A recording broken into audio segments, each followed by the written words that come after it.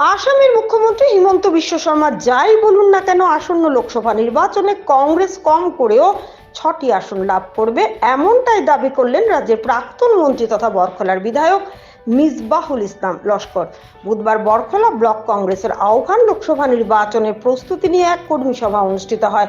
Barkhola block Congress সভাপতি ঝন্টু সরকারের পৌরোহিত্যে সভা।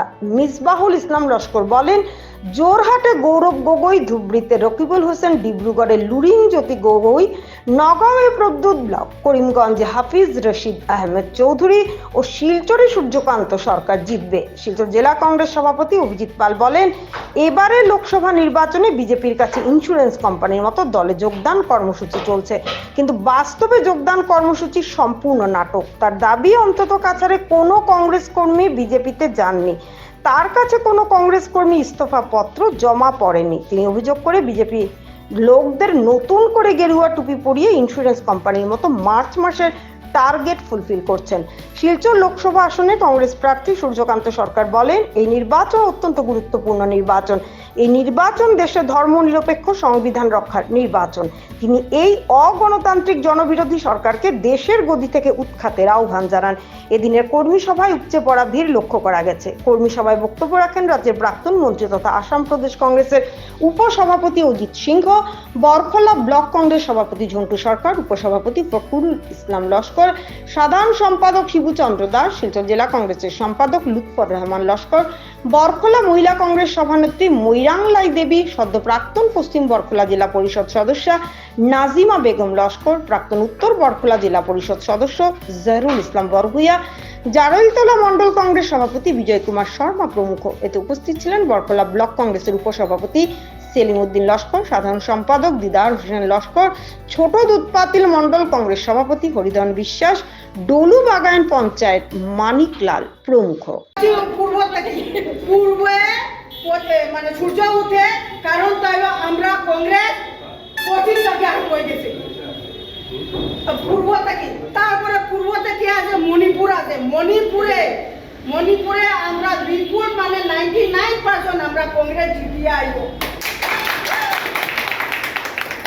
মূল্য বৃদ্ধি থেকে আরম্ভ করে প্রত্যেকটা ক্ষেত্রে সাধারণ মানুষ প্রায় নাজেহাল।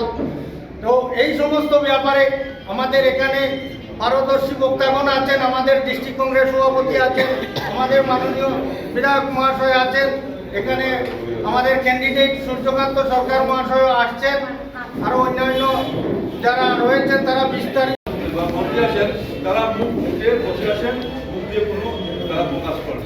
এটা হলো না, যেখানে প্রতিবাদ করা উচিত সেখানে প্রতিবাদ করতে হবে।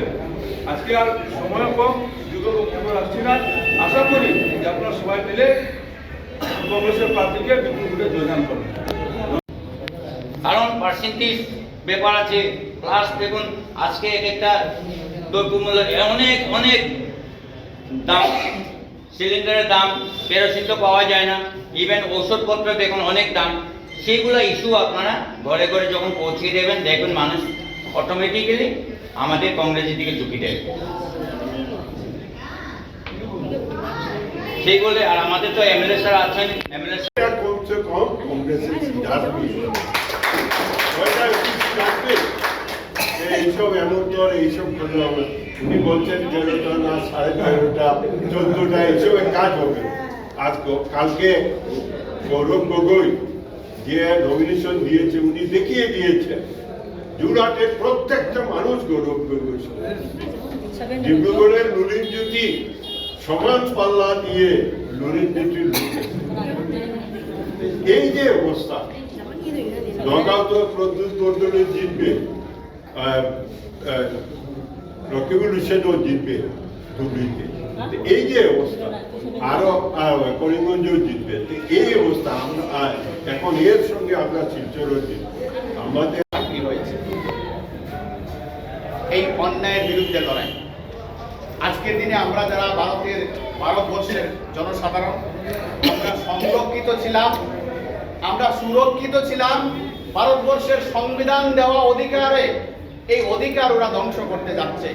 ভারতবর্ষের সংবিধান ধর্ম নিরপেক্ষ সংবিধান, কিন্তু আজকে আপনারা দেখবেন বিশেষ করে এই ডিলিমিটেশন প্রসেসে বিশেষ করে মাইনরিটি মানুষকে এক সাইড করে হিন্দু মানুষকে অন্য সাইড করে এই যে খেলাটা, এই সম্পূর্ণ খেলাটা মানে মানুষের সাথে অন্যায়, বিভিন্ন সমাজ এবং জনগোষ্ঠীর সাথে অন্যায়। আমরা এই অন্যায়ের সাথে লড়াই। তাই আপনাদের কাছে অনুরোধ করব, রাজনৈতিক বক্তব্য আমার এই পরিবর্তনটা আমরা সেই পরিবর্তনের সঙ্গে আমরা হব। আমরা এখানে আমাদের প্রার্থীকে জয়ী করাবো। কংগ্রেস প্রার্থী জয়ী করা এমন কোনো অসুবিধা নয়। আমি যা একটু বুঝছি, আমরা যদি এই কর্মীরা একটু সিরিয়াসলি আমরা কাজ করি, তাহলে এমপি ইজিলি জয়ী হবে। কিন্তু আমি একটি বলছি, আপনি জয়ী হবেন, আমার বিশ্বাস আপনি এমপি হবেন, কিন্তু আপনার এমপি এরিয়া ডেভেলপমেন্ট ওয়ার্ক কিন্তু আমার থ্রুতে, আমার ব্লক কংগ্রেসের থ্রুতে অন্য মানুষের থ্রুতে যায়, তাহলে কিন্তু আমরা এটা অ্যাকসেপ্ট করতে পারবো। হবে এত টাকার ইন্স্যুরেন্স দিতে হবে। এখানে অত ইন্স্যুরেন্সে কোনো বন্ধুরা থাকলে ভালোভাবে বলতে পারবেন। কোম্পানি থেকে প্রেশার থাকে মার্চ মাসে যে আপনার অত টাকার পলিসি জমা দিতেই হবে, এতটা পলিসি করাতেই হবে। তো ওনাদের উপরও, সেই বিজেপির কর্মীদের উপরও প্রেশার যে ওনারা নতুন করে বিজেপি দলে নিয়ে যোগদান করাতে হবে। ওনাদের একটা যোগদান কর্মসূচি শুরু হয়েছে। আশ্চর্যের বিষয়, আমি জেলা কংগ্রেস সভাপতি, আজকের দিন পর্যন্ত আমি লাস্ট 1 মাসের যদি দেখি, তাহলে আমার অফিসে 3টা রেজিগনেশনও জমা করেনি এখন পর্যন্ত। কিন্তু আমরা ডেইলি পত্রিকা খুলে দেখি 200 কংগ্রেস কর্মীকে যোগদান করেছেন, 300 কংগ্রেস কর্মীকে যোগদান করেছেন। সেটা কোন জায়গার কংগ্রেস কর্মী? আমার 1551টা বুথ কমিটি আছে। প্রত্যেক বুথ কমিটিতে আমার 21 জন করে সদস্যরা আছেন। প্রত্যেক মন্ডল আছে, প্রত্যেক ব্লক কংগ্রেস আছে। কেউ তো জাননি কংগ্রেস ছেড়ে। আজকে পর্যন্ত আমার কোনো বুথ কমিটি খালি হয়নি, কোনো মন্ডল কমিটি খালি হয়নি, কোনো ব্লক কংগ্রেস সভাপতি জাননি। তাহলে কারা যাচ্ছেন কংগ্রেস ছেড়ে? উনাদের কর্মীদেরকে নতুন করে যোগদান দেখিয়ে, কারণ ঠিক এজেন্সি যেরকম আমি বললাম যে ইন্স্যুরেন্স কোম্পানি এজেন্টদের যেমন টার্গেট থাকে, ওনারা যখন পুরা করতে পারেন না,